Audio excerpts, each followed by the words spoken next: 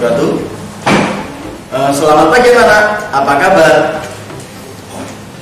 Bagaimana keadaanmu pada pagi hari ini? Semoga kalian tetap sehat, tetap semangat untuk mengikuti pelajaran pada pagi hari ini.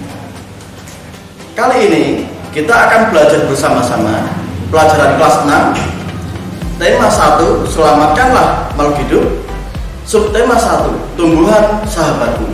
Pembelajaran 1, 2, 3. Tujuan yang pertama, diharapkan siswa dapat mencari ide pokok dan menarik kesimpulan dari setiap paragraf yang ditayangkan. Yang kedua, siswa mampu mengidentifikasi dan menjelaskan proses perkembangbiakan generatif pada tumbuhan. Yang ketiga, siswa mampu menyebutkan persamaan kehidupan sosial dan budaya antar dua negara di ASEAN.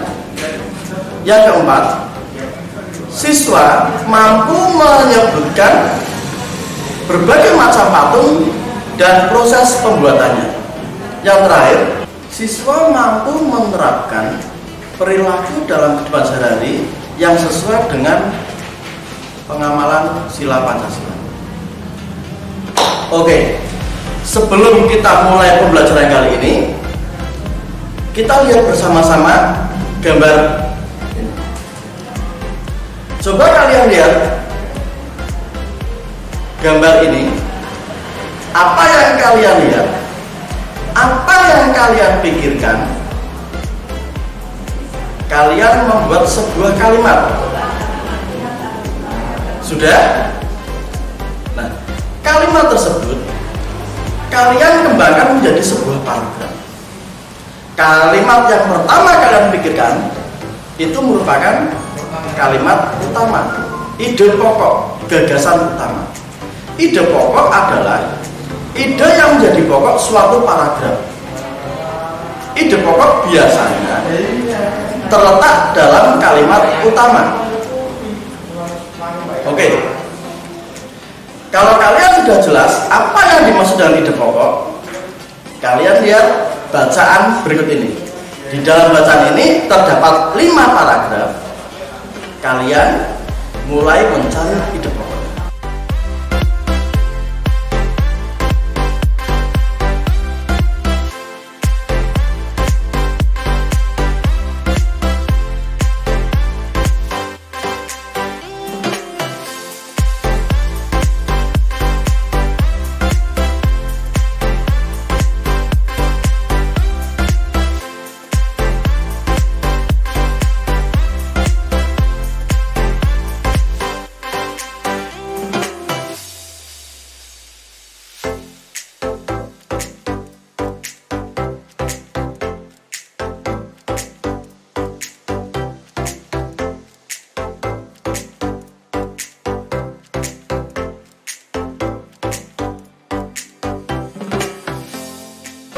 Kalau sudah, di situ kalian mencari ide pokok yang ada dalam bacaan tersebut, dimasukkan ke dalam lingkaran yang sudah disediakan.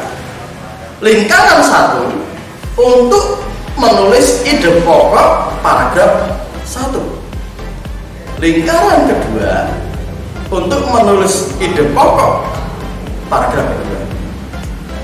Lingkaran ketiga untuk menulis ide pokok yang ketiga, dan lingkaran keempat untuk menulis ide pokok yang keempat, dan seterusnya. Sudah? Kalau sudah, jawabanmu dikumpulkan nanti kepada gurumu.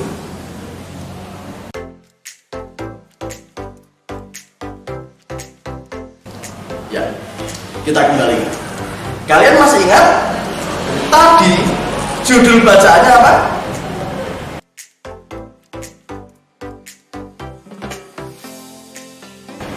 Iya, tepat 100. Judul bacaan tadi adalah bagaimana jagung berkembang biak. Bapak, nah jagung berkembang biak dengan apa? Tadi sudah dijelaskan dalam bacaan. Jagung berkembang biak dengan generatif. Karena jagung mempunyai bunga yang sempurna, yaitu bunga yang mempunyai putik dan benang sari. Apa itu, Pak? Nah, untuk lebih jelasnya kita lihat gambar berikut.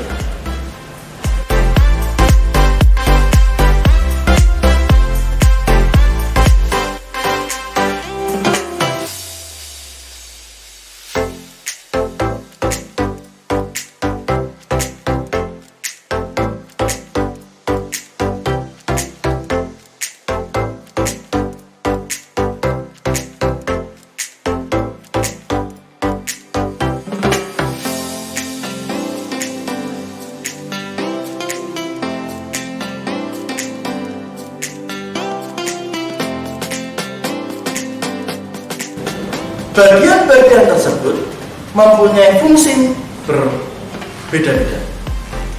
Yang pertama, putik. Putik berfungsi sebagai alat kelamin betina. Yang kedua, benang sari. Benang sari berfungsi sebagai alat kelamin jantan. Untuk mahkota, mahkota pada bunga berfungsi sebagai penarik serangga. Yang keempat, kelopak. Kelopak berfungsi melindungi bunga saat masih kuncup. Tangkai bunga. Tangkai bunga berfungsi sebagai penopang bunga dan penyangga. Perkembangbiakan generatif terjadi apabila serbuk sari jatuh ke kepala putik, seperti gambar di samping. Proses jatuhnya serbuk sari ke kepala putik disebut dengan penyerbukan. Nah, proses penyerbukan itu ada bermacam-macam. Penyerbukan sendiri juga membutuhkan perantara. Tugas kalian mencari data, mencari sumber lain, macam-macam penyerbukan, dan perantara penyerbukan kalian nanti kumpulkan dengan buku.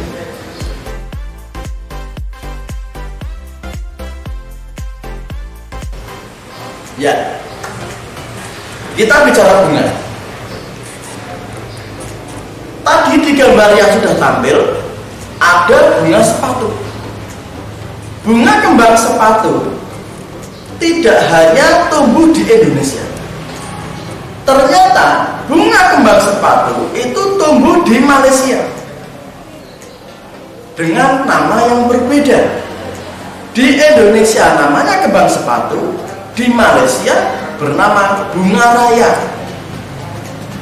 Fungsinya, kalau di Malaysia bunga kembang sepatu dijadikan sebagai pewarna. Apakah hanya kembang sepatu? Tidak. Ternyata ada tumbuhan lain yang hidup di negara lain. Bunga Kamboja. Bunga Kamboja di Indonesia, terutama di Bali, digunakan sebagai hiasan para penari Bali yang diselipkan di telinga. Bunga Kamboja pun hidup di daerah Laos. Bunga Kamboja di Laos disebut dengan dor campa. Dor campa di Laos digunakan sebagai bunga persembahan, bunga kenegaraan. Pak, kenapa kok bunga Kamboja dan bunga kembang sepatu juga hidup di negara lain?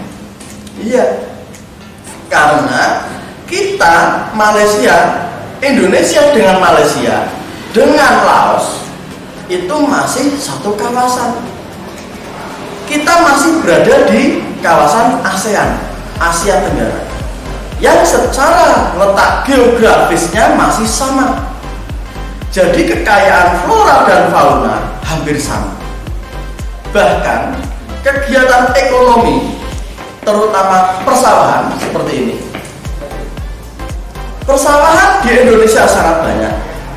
Indonesia sebagai negara agraris. Malaysia juga ada sawah banyak. Thailand merupakan penghasil beras terbaik. Itu merupakan salah satu contoh kegiatan ekonomi yang sama di kawasan Asia.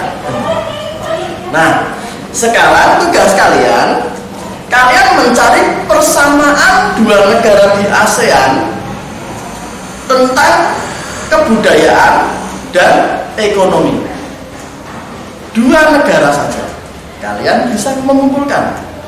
Tadi ada ide pokok, ada macam bentukan, sekarang ASEAN. Oke. Selain tumbuhan, di negara Indonesia dan di ASEAN juga terdapat banyak candi. Salah satunya Candi Borobudur di Indonesia, Candi Angkor Wat di Kamboja. Di dalam candi terdapat banyak arca. Arca merupakan patung dari batu. Arca dibuat dengan cara dipahat. Arca biasanya dibuat untuk acara penyembahan pada zaman dahulu. Di Indonesia juga banyak patung, bukan hanya arca. Ada patung yang terbuat dari kayu, biasanya disebut ukir-ukiran. Ada patung monumen yang biasa dibuat menggunakan besi cor.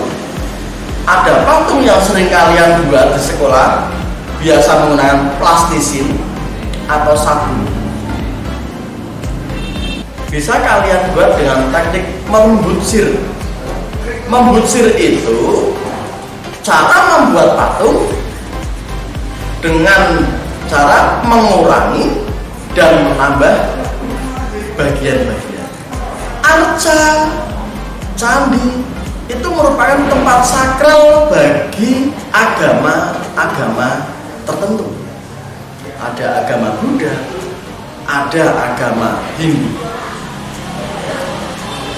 Indonesia terdapat banyak sekali agama. Ada 5 agama di Indonesia. Ada agama Islam, Kristen, Protestan, Hindu.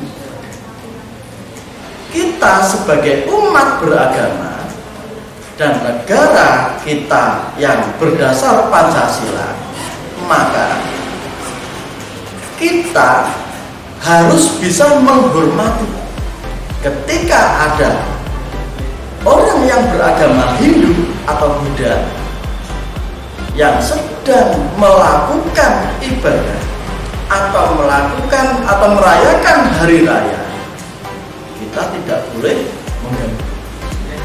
Ketika kita berwisata ke candi, kita tidak boleh merusak. Itu merupakan salah satu toleransi beragama yang dapat kita. Selain itu, masih banyak contoh toleransi beragama yang ada di sekitar kita. Salah satunya kalian saat bekerja kelompok dengan satu kelas dan satu kelas ada yang berbeda agama. Misalnya ada 4 orang yang beragama Kristen, 1 orang beragama Islam. Ketika belajar kelompok, saat adzan maghrib berkumandang, yang lain mempersilahkan yang satu untuk beribadah dan tidak mengganggu. Sama, ketika di satu kelas mayoritas agama Islam, terus di dalam satu ruangan itu ada 1-2 orang yang non muslim, yang bukan Islam, kalian tidak boleh mengolok-olok mengganggu agama yang lain. Itu merupakan bentuk toleransi beragama.